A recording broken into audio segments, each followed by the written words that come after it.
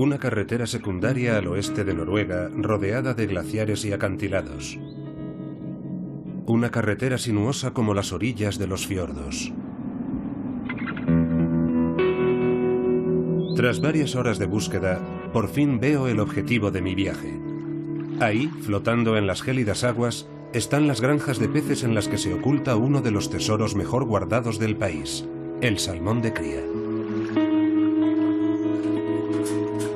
En estos parajes en medio de la nada, y rodeado por verjas y puertas cerradas a cal y canto, he quedado con un hombre que quiere desvelarme algo que él considera un escándalo oculto bajo las aguas de los fiordos.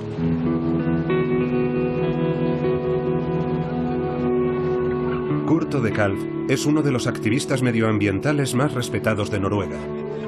Kurt se ha puesto en pie de guerra contra los criadores de salmón, ya que según él son los responsables de una catástrofe sanitaria a gran escala. Esta cría es un verdadero desastre. En una granja de este tipo hay unos 2 millones de salmones. Como son demasiados, terminan enfermando. De hecho, en este momento se han propagado por toda Noruega varias epidemias que los criadores ocultan a los consumidores, sean noruegos o franceses. Kurt Odekalv lleva 10 años vigilando de cerca estas fábricas, recabando pruebas. Hoy quiere desvelarme las prácticas de los criadores noruegos que él considera peligrosas. En estas imágenes que él mismo ha grabado, afirma que se puede ver cómo estos hombres vierten en las aguas un potente pesticida conocido por sus efectos neurotóxicos. Para verterlo, se protegen con monos y máscaras de gas. Productos químicos para curar salmones que son objeto de un sinfín de parásitos y enfermedades que pululan por esas granjas. En estos salmones es posible encontrar evomectin y diflubenzurón, productos asquerosos. Estos peces no son aptos para el consumo humano. No hay comida más tóxica en el mundo que el salmón noruego. Un pescado tóxico que se vende a diario en nuestros supermercados. Pero el salmón noruego no es la única especie afectada. Para contrastar estas acusaciones he investigado durante varios meses la trastienda de la industria de la pesca. Es el alimento sano por excelencia, recomendado por los médicos y los nutricionistas. Un pescado que ha tenido siempre la imagen de un producto saludable y natural.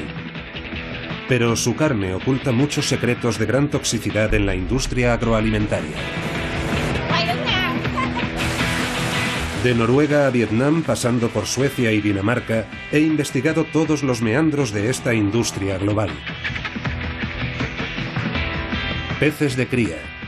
Productos derivados de la pesca y también platos cocinados, todo procedente de las turbias aguas de una industria descontrolada que vierte un peligroso cóctel de productos químicos en un alimento que va directo a nuestros platos.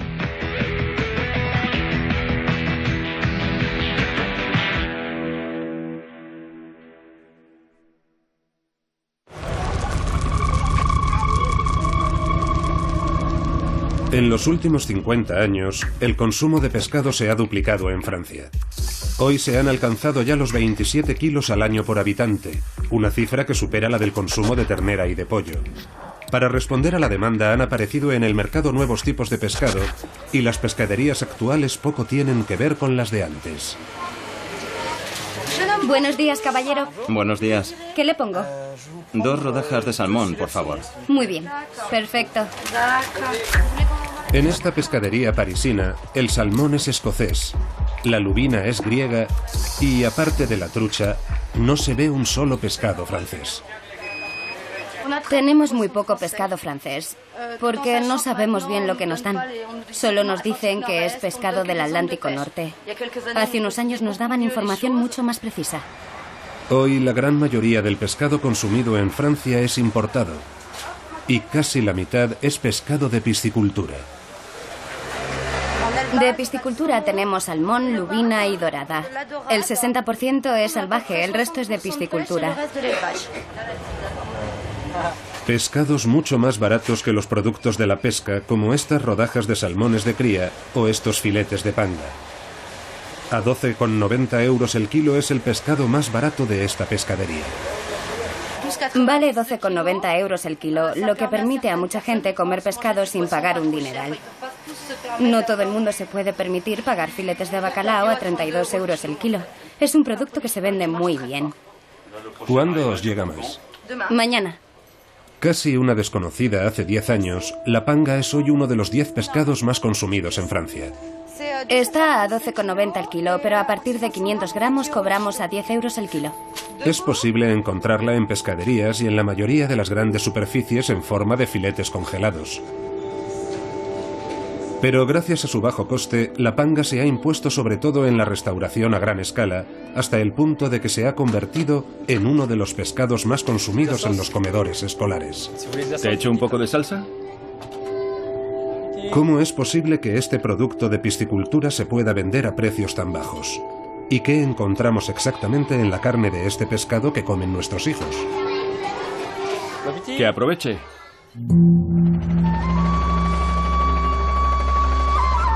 La primera etapa de mi investigación empieza aquí, en el sur de Vietnam, en el delta del Mekong. Aquí, la panga forma parte de las tradiciones culinarias, se vende en los mercados y es consumida a diario en los restaurantes.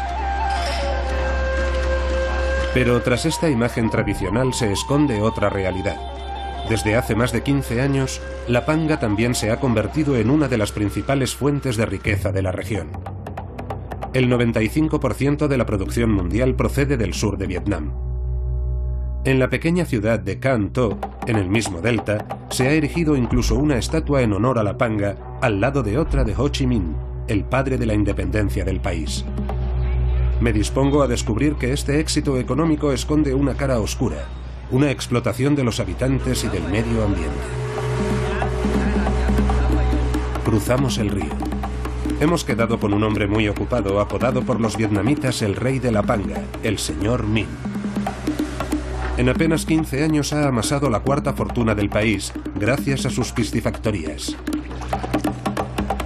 Exporta panga a más de 30 países, entre ellos Francia. Es la primera vez que acepta abrir sus puertas a las cámaras de televisión. Buenos días, señor Minh. Los peces grandes se están comiendo. No, mejor les enseñamos los peces pequeños. Tienen más hambre. Iremos por aquí. En estas instalaciones se concentra toda la fortuna del señor Minh. Para comprender su magnitud, nada como venir a primera hora de la mañana y observar el espectáculo del desayuno de los peces.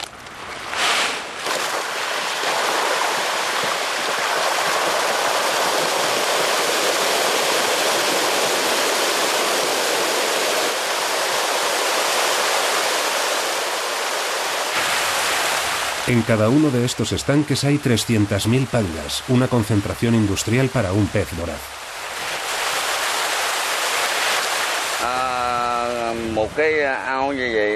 Estas pangas comen 2 veces al día y cada vez que comen les damos 3 toneladas de comida. Así es como las alimentamos. Cargados de estos perdigones de comida secos, llenos de grasa y proteínas, este pescado alcanza la edad adulta en tan solo 6 meses, el doble de rápido que en la naturaleza.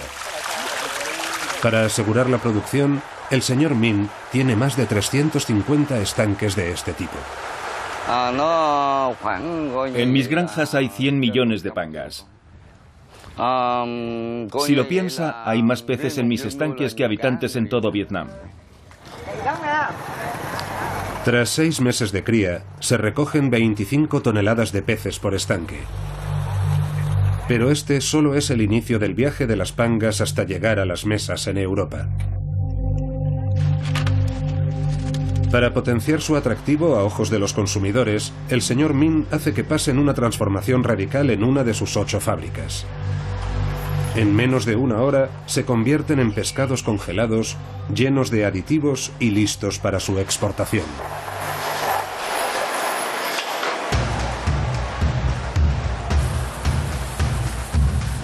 Con el fin de preparar este pescado que se vende a bajo precio en el mercado europeo, más de 1000 trabajadores transforman casi 100 toneladas de panga al día. La remuneración de los empleados depende de su rendimiento y puede llegar a los 150 euros al mes. Pero para ello no pueden bajar el ritmo. Una media de 10 segundos por filete, 10 horas al día. Cuanto más trabajan, más ganan. Esa es la regla. Antes de la congelación, es necesaria una última etapa que empieza en estas grandes máquinas de lavado. Esta agua contiene polifosfatos, aditivos que facilitan la congelación. Pero además tienen otra ventaja. Gracias a ellos, los filetes absorben agua y así aumentan artificialmente de peso. Al final, el pescado ni sabe ni huele a nada. Pero, sorprendentemente, el señor Min lo ve como una ventaja para la exportación. Al contrario que otros pescados, la panga no huele a nada ni sabe a nada, por lo que se impregna del sabor de las especias que se le añaden. Esto la ha convertido en uno de los pescados favoritos de todas las cocinas del mundo. Ese es el secreto de la panga. Cada año, Vietnam exporta 1.500 millones de filetes de panga baratos, sin color y sin olor. El 20% de la producción sale de las fábricas del señor Min. En su hangar se acumulan los envíos con destino a España, Ucrania o Brasil, por ejemplo. Pero según el señor Min, también a algunos supermercados franceses. Muy bien. Esta es la factura del pescado que enviamos a Carrefour. Va a través de un intermediario, porque Carrefour no nos compra directamente. Hay un mayorista que nos pide un cargamento y luego lo revende a Carrefour. Mirad, este es el mayorista, es de París. En las pangas del señor Min no hemos detectado ningún problema sanitario. Pero en otras piscifactorías algunos pescados concentran en su carne un peligroso cóctel de productos químicos. La mayoría de las pangas de piscifactoría están enfermas debido a la contaminación de las aguas del Mekong. El señor Hin es el representante local de la asociación ecologista WWF, que en 2009 inscribió a la panga en su lista roja de productos peligrosos para el medio ambiente y para el consumidor. Mirad, una piscifactoría. Ahí veréis pangas. Las pangas de esta granja crecen en un agua bombeada directamente del canal, en uno de los miles de afluentes del Mekong, río con una gran concentración de contaminantes. Se ve la contaminación a simple vista. Basta con comparar el color de estos canales con el color del agua del río principal. Aquí es mucho más oscuro y se debe a la actividad humana en los alrededores. En estos canales, varios millones de vietnamitas vierten a diario los desperdicios de sus hogares. Esta región es al mismo tiempo el primer exportador mundial de arroz, una cultura intensiva que emplea grandes cantidades de pesticidas. Con este cóctel de contaminantes, las aguas alcanzan cotas alarmantes. En estos canales se concentran algas verdes y bacterias que destruyen el oxígeno y liberan toxinas al agua. ¿Puede eso provocar que enfermen las pangas? Por supuesto, porque reducir la proporción de oxígeno en el agua afecta a la salud y al sistema inmunitario de los peces. Y para sanar a las pangas que han enfermado a causa de la contaminación, los criadores vierten en estos estanques cantidades industriales de medicamentos. En esta granja, precisamente, los peces han cogido varias enfermedades. ¡Qué granja tan grande! Philippe Questemont es investigador en la Universidad de Namur, en Bélgica. Ha venido a ayudar a este criador para sanar a sus pangas. ¿Las enfermedades de sus peces no les dan muchos problemas? Sí que vemos problemas. Vemos sangre en el cuerpo y también en la zona de las aletas. Ya veo. Así que sangran. Y hacen que desarrollen una enfermedad del hígado. Sí. Philippe Questemont va a descubrir que para curar a los peces, los criadores utilizan peligrosas dosis de medicamentos.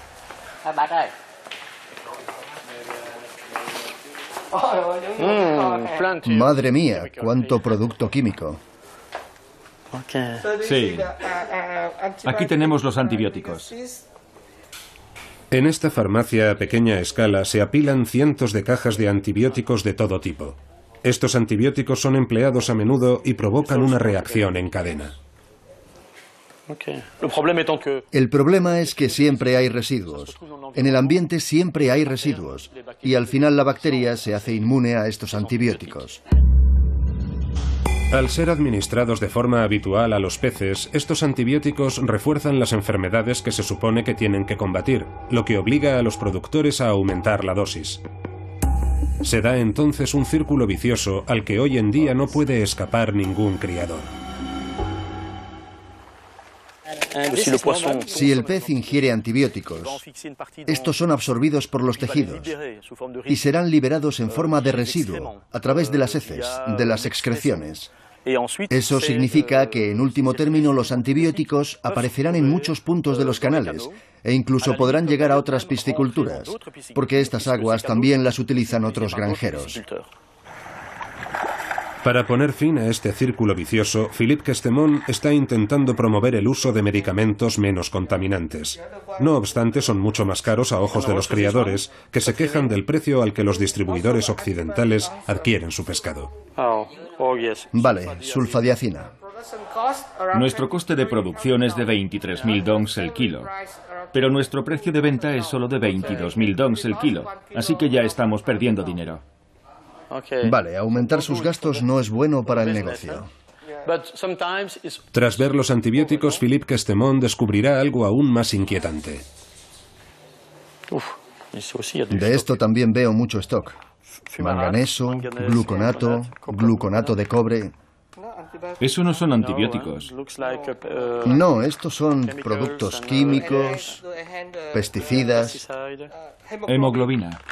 Vale.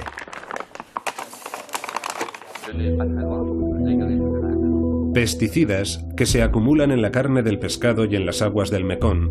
Pienso que hace que las pangas dupliquen su tamaño el doble de rápido que alimentándose con alimentos naturales y una concentración récord de peces en los estanques. ¿Es posible que estas condiciones de cría pongan en peligro la salud de los consumidores? Hasta aquí mi investigación en Vietnam, ya que aquí no se ha llevado a cabo ningún estudio científico independiente sobre esta materia. Para conocer la respuesta, tengo que viajar a un país que ha ido incluso más allá en el uso de productos químicos y técnicas de cría.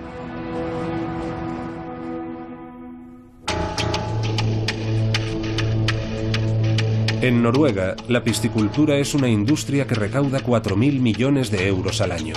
Es el segundo recurso más importante del país tras el petróleo.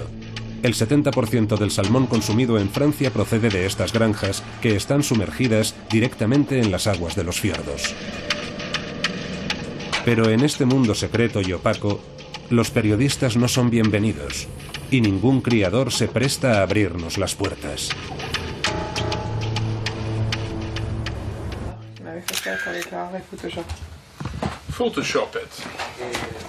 Vuelvo a quedar con Kurt de Kalf, el activista que lucha contra los métodos empleados por los granjeros noruegos. Con el fin de desvelar los secretos de estas fábricas de cría, su organización se ha dotado de unos medios dignos de una película de espías. Este barco hace también las veces de robot marino y sirve para sondear las aguas de los fiordos.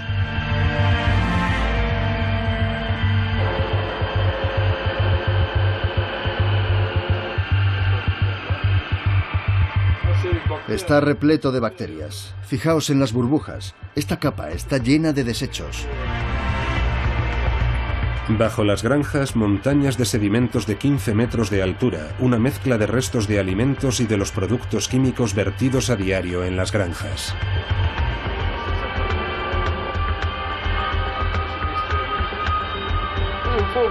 Ahí abajo la contaminación es total.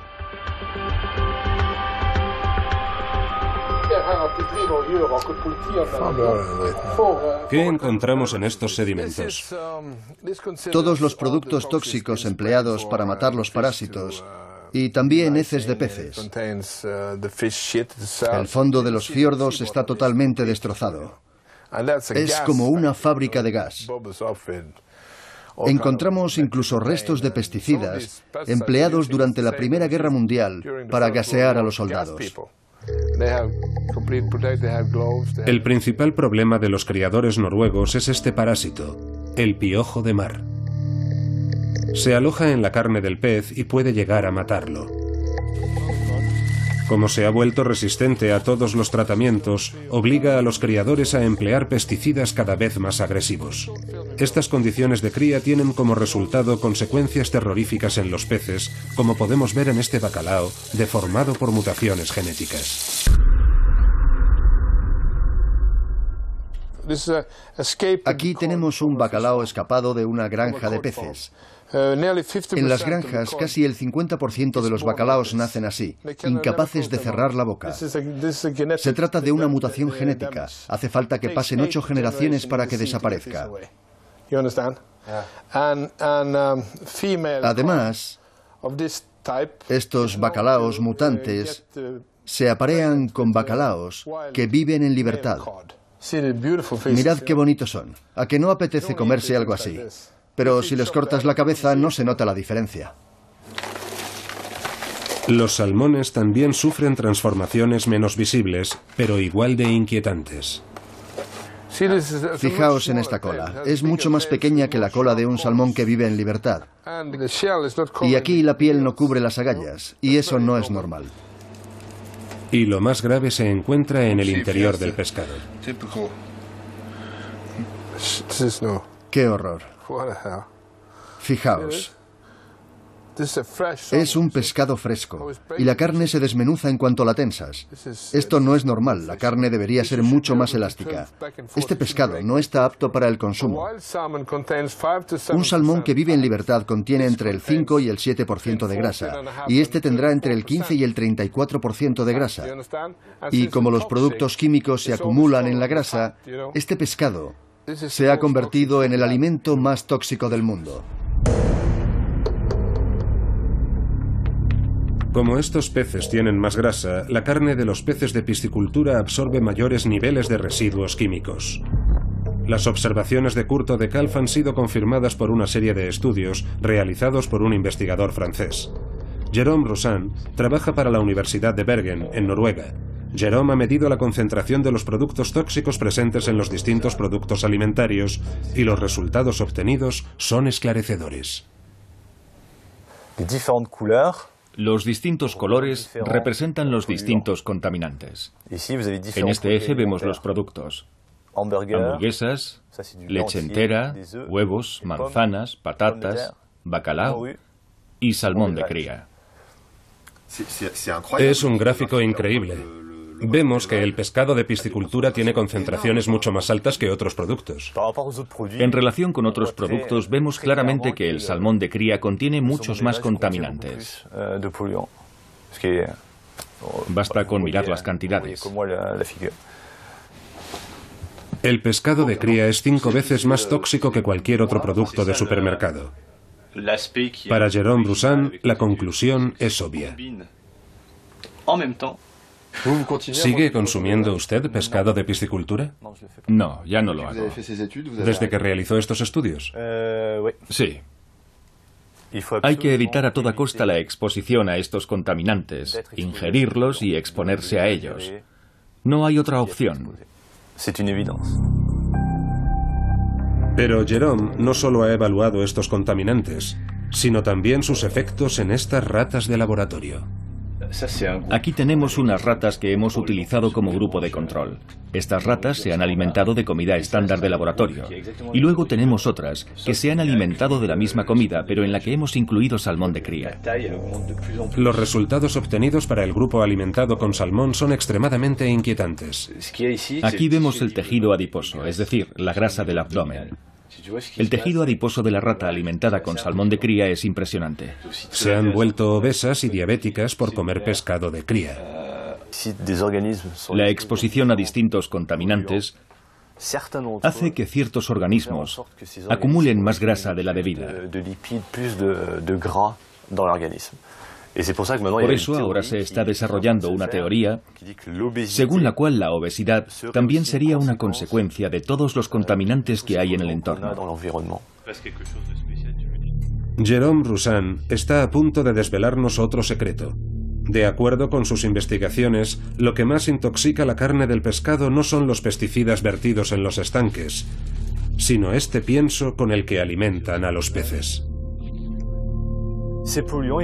Estos contaminantes proceden sobre todo del alimento de los salmones. ¿De qué contaminantes hablamos? De dioxinas, de PCB, dieldrina, aldrina, toxafeno, muchos productos químicos. ¿Cómo es posible que contenga tantos? Eso se lo tendría que preguntar a los que preparan la comida de los peces. Lo que está claro es que las consecuencias pueden ser enormes y muy peligrosas. Un simple pienso que sería incluso más peligroso que los pesticidas y los antibióticos. ¿Cómo se fabrica? ¿Y por qué es tan tóxico?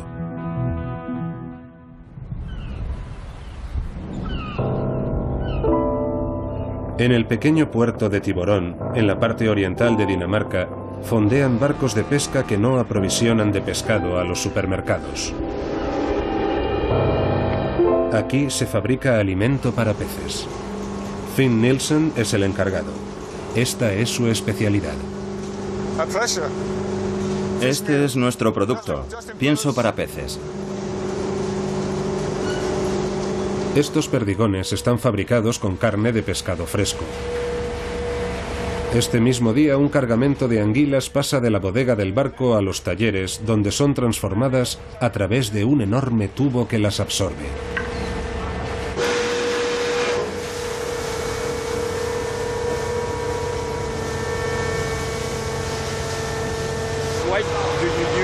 ¿Por qué utilizan anguilas para el pienso? Porque es un pescado graso. Contiene proteínas, pero también mucho aceite. Lo que más le interesa es que el pescado sea graso. En esta fábrica, el 20% de la materia prima procede del mar Báltico y ahí encontramos el primer problema.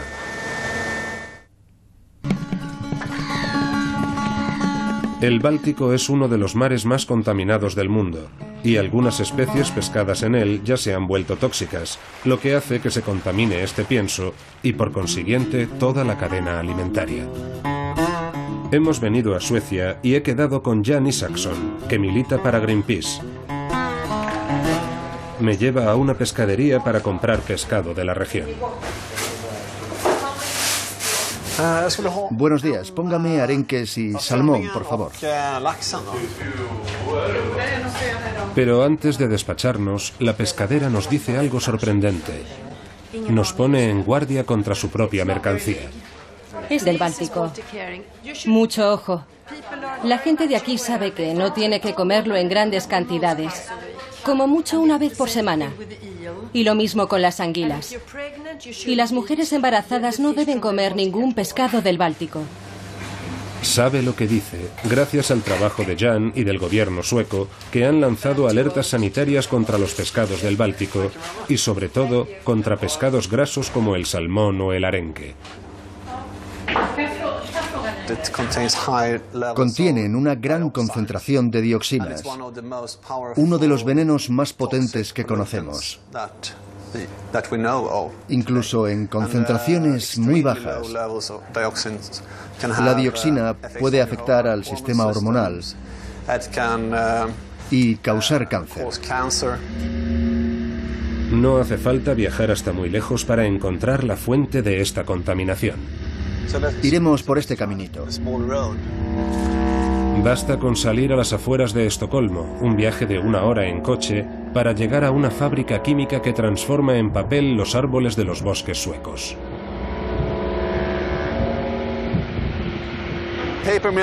Las papeleras suecas siempre han estado en el origen de la contaminación por dioxinas. Aquí hay una concentración muy alta. Pero las industrias químicas no son las únicas contaminantes.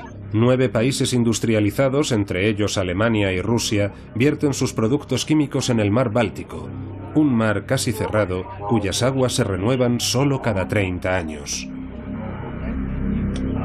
En ellas se concentran los productos químicos y, en último término, estos pasan a la carne de los peces. Estos contaminantes son absorbidos por las partes grasas.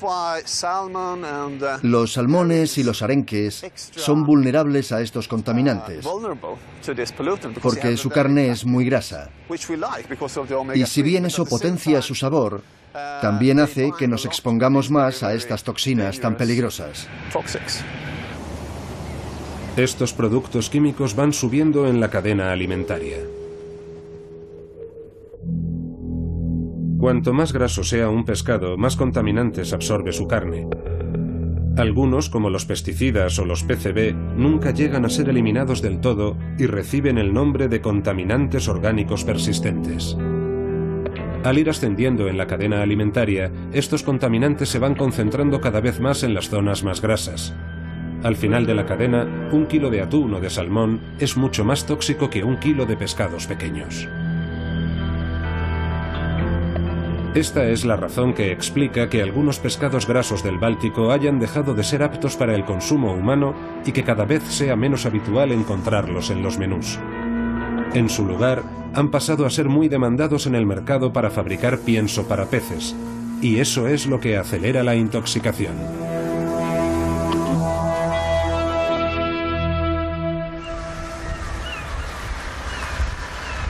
Regreso a Tiburón, a la fábrica de pienso para peces. Para transformar los pescados grasos, Finn Nielsen los cuece en estos grandes hornos.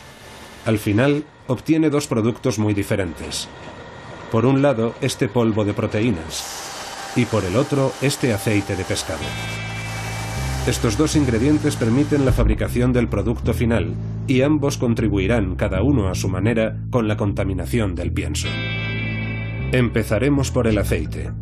Al concentrarse en las zonas grasas, acelera la acumulación de contaminantes, y por esa razón los pescados de cría están todavía más expuestos a los contaminantes que los peces que viven en libertad. Por su parte, el polvo de proteínas provoca otros problemas incluso más graves, como he podido descubrir al final de todo en este gran contenedor de productos químicos.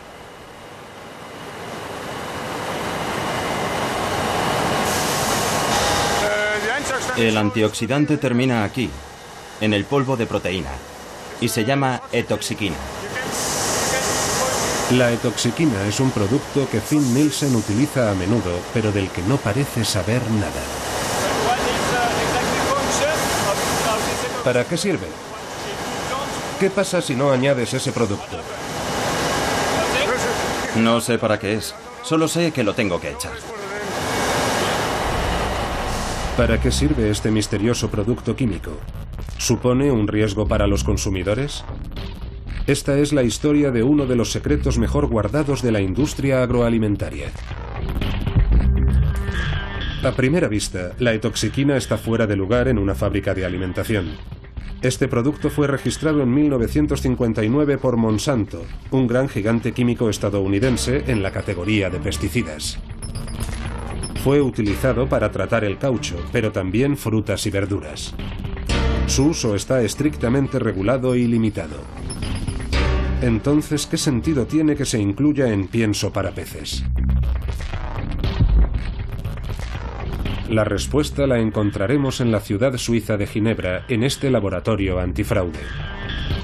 Hace 2 años, Patrick Keder y Didier Ortelli se sorprendieron al encontrar etoxiquina en la carne de un pescado de piscicultura y además en una concentración extremadamente alta, muy por encima de los 50 microgramos por kilo permitidos en la alimentación.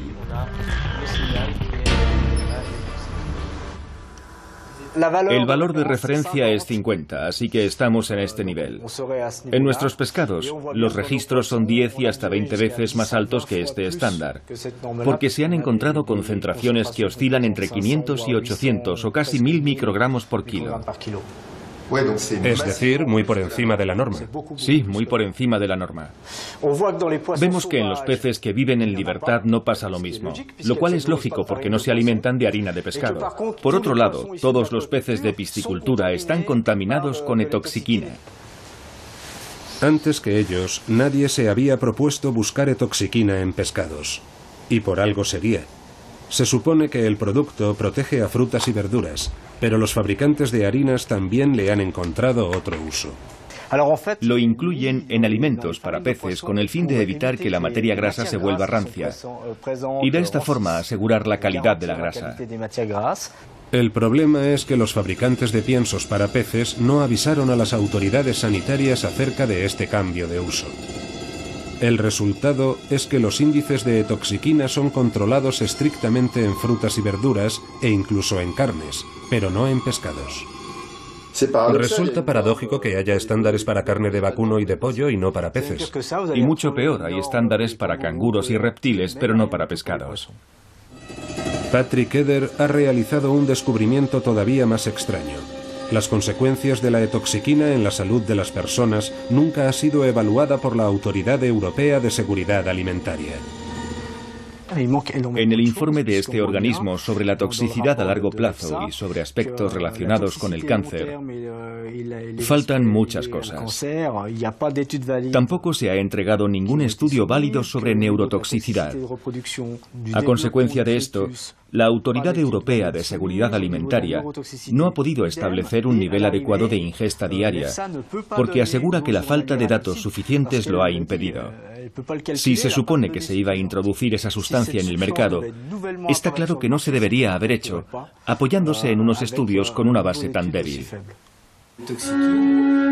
Tan solo se ha publicado un estudio serio firmado por una investigadora noruega. No hemos encontrado prácticamente nada aparte de esta tesis escrita en Noruega. Decido entonces ir en busca de dicha investigadora. Defendió su tesis en Bergen, en la zona occidental de Noruega, en este instituto de investigación estatal, el NIFES, pero poco después perdería su puesto de trabajo. Así pues, realizaré la entrevista en su casa. A través del estudio de la etoxiquina, Victoria Bond descubrió que nadie, ni siquiera el fabricante Monsanto, conocía las consecuencias de estos productos químicos en la salud de las personas.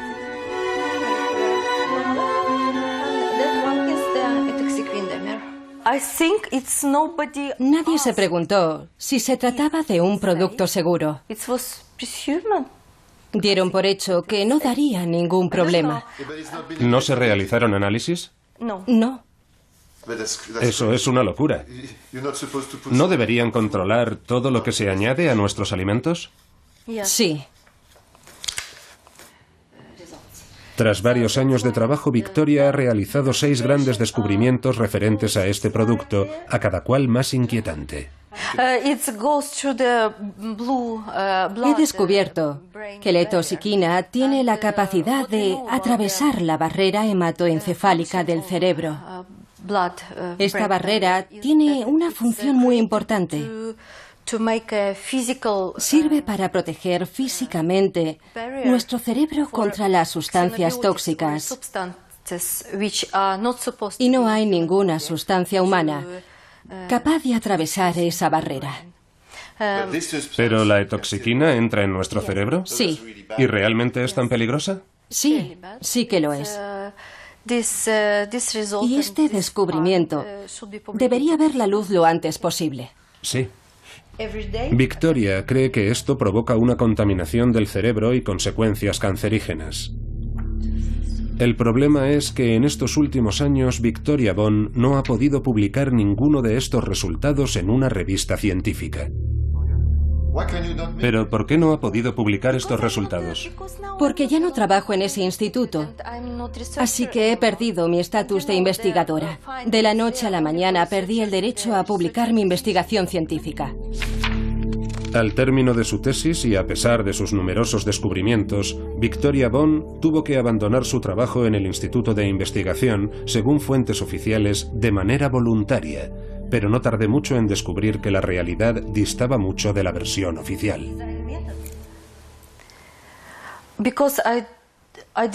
Porque al final decidí no seguir investigando sobre este tema. ¿Por qué? Realizó usted 6 grandes descubrimientos y me ha dicho que quería usted publicarlos.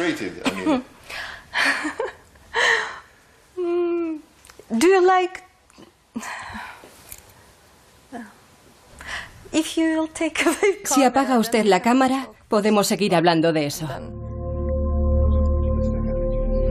Fuera de cámara, Victoria Bond nos confirma que recibió presiones y que incluso intentaron falsificar sus resultados. Con la esperanza de encontrar un puesto de trabajo y llegar a publicar un día sus investigaciones, ha preferido no denunciar ante los medios estas prácticas. Pero otros se le han adelantado, porque Victoria no fue la primera a la que invitaron a abandonar su trabajo. En 2006, esta mujer, Claudette Bethune, asimismo investigadora en el NIFES, también había medido la presencia de sustancias peligrosas en el salmón y decidió denunciar en un periódico noruego las presiones y las falsificaciones que había sufrido por parte de sus superiores y del Ministerio de Pesca.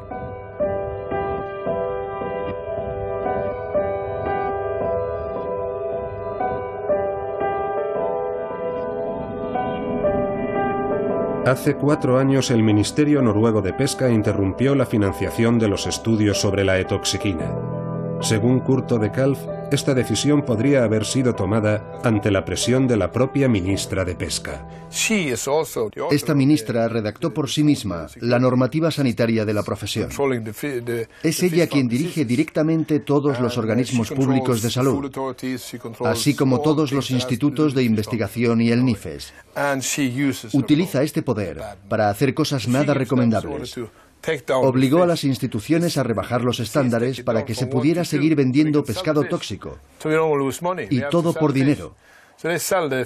Antes de que ella llegara nunca se había vendido pescado peligroso. En mi opinión, esta ministra es a todas luces corrupta.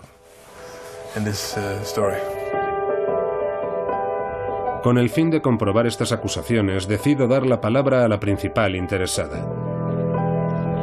En Bruselas, en los pasillos de una feria internacional, me cito con la ministra para una entrevista de 5 minutos. Sin embargo, al final dispondré de mucho menos tiempo. Los científicos del NIFES desean investigar sobre la etoxiquina, pero no tienen dinero para hacerlo. ¿Recuperará los créditos para que puedan hacerlo? Lo siento, pero no sé nada al respecto. De todas formas, tampoco puedo hablar de eso ahora. Perdone, caballero, estamos aquí para hablar de la industria del pescado, de nada más. Antes de que me dé cuenta, el gabinete de comunicación pone fin a la entrevista. Caballero, la entrevista ha terminado. Pero no le he hecho todas mis preguntas. Pues no podrá hacerlo. Disponemos de muy poco tiempo. La ministra prefiere no pronunciarse acerca de la etoxiquina. Asegura no saber nada al respecto. No obstante, si echamos un vistazo a su currículo, disponible en la página web del Ministerio, descubrimos que trabajó durante 4 años para EBOS, el líder mundial en pienso para peces, justo antes de haber sido contratada como asesora en el Ministerio de Pesca.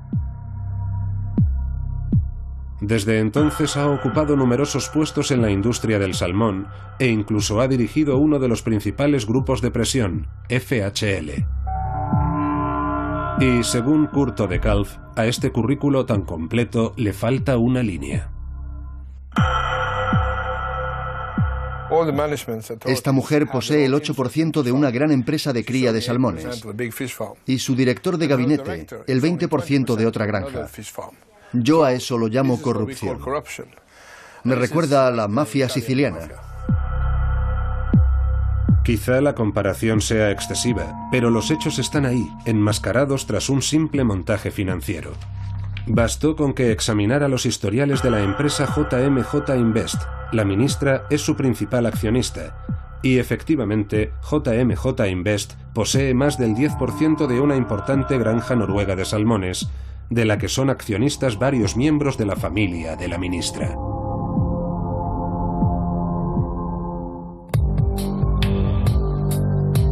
Pescado tóxico, investigadoras censuradas, una ministra con conflicto de intereses. Me marcho de Noruega algo sorprendido por lo averiguado, pero mi indagación todavía no ha llegado a su fin. Todavía tengo que descubrir cómo estos pescados llegan a nuestros platos sin que nosotros mismos lo sepamos. Basta con que un fabricante decida, con total discreción, equivocarse de etiqueta. Exactamente como ocurrió con el escándalo de la carne de caballo.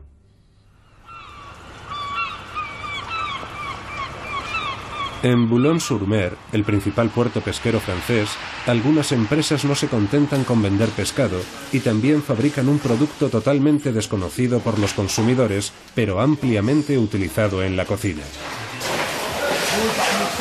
Hoy ha llegado un cargamento de bacalao. Por un lado los filetes que se van amontonando y por el otro los restos cuyo viaje no termina aquí. ¿Qué está fileteando? ¿Un bacalao pequeño?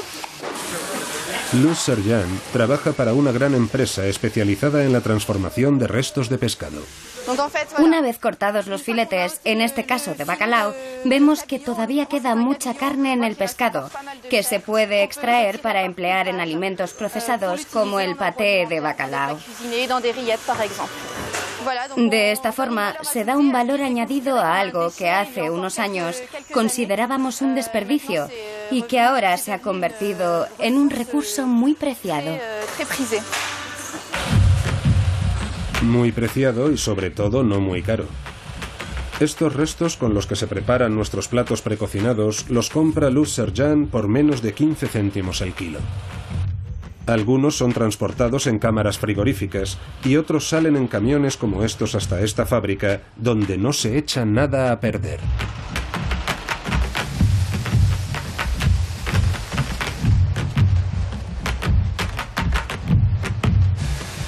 Por un lado se recupera la piel del pescado para fabricar cosméticos y la cabeza y los restos que quedan pegados a las espinas son procesados en este taller. Cuando llegamos nosotros, todas las máquinas están paradas. Sin embargo, han estado funcionando hasta hace muy poco, pero justo antes de nuestra visita, el jefe de la planta ha ordenado detener la producción. No le molesta mostrar cómo funciona el taller. Simplemente teme que los consumidores se asusten al ver el aspecto de la pulpa.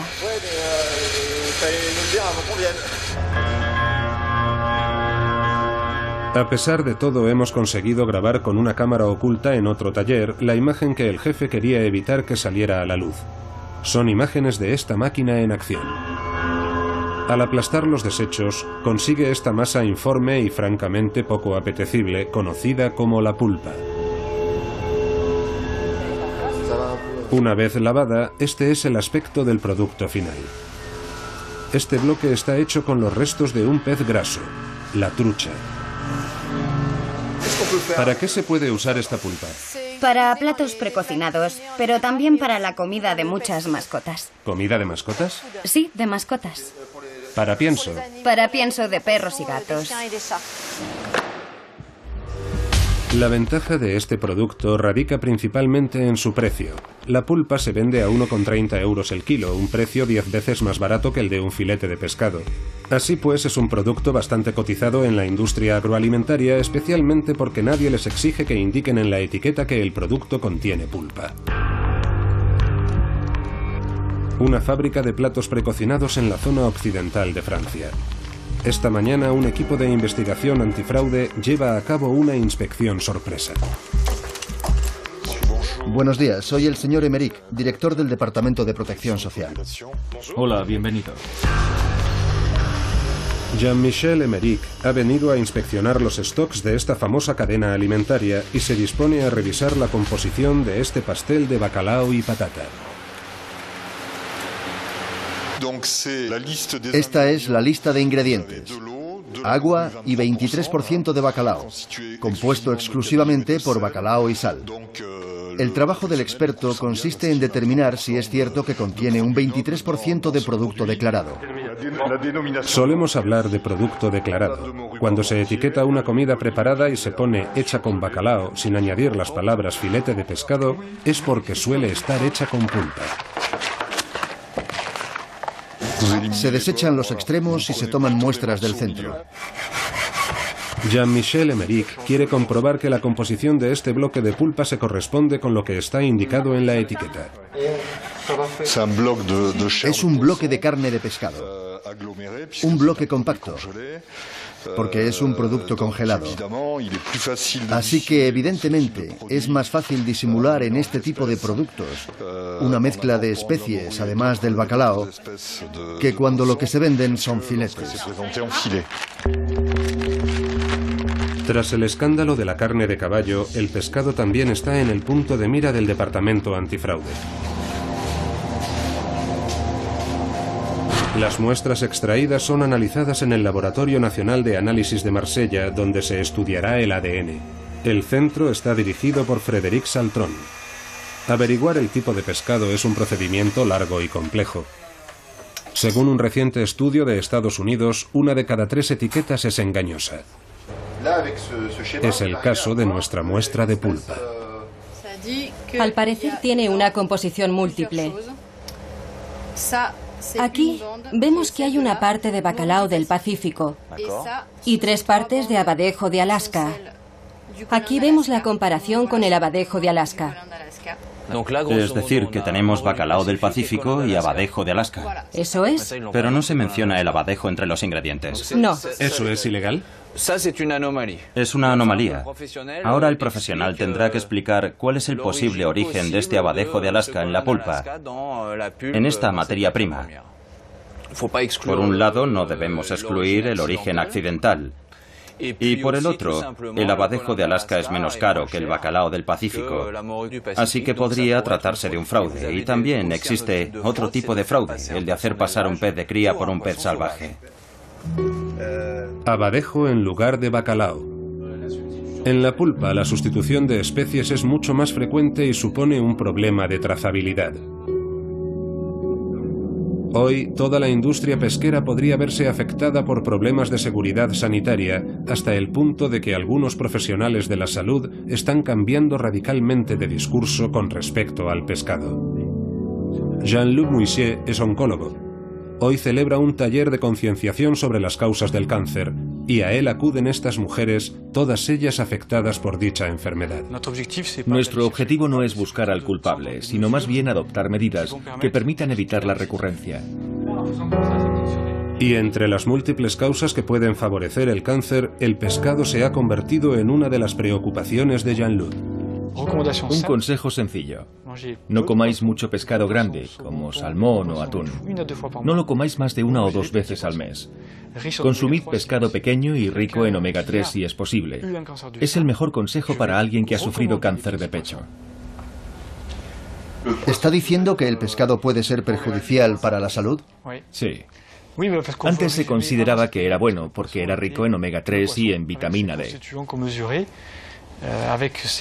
Por algo nos daban de pequeños cucharadas de aceite de hígado de bacalao, porque era rico en vitamina D, y eso es beneficioso para la salud.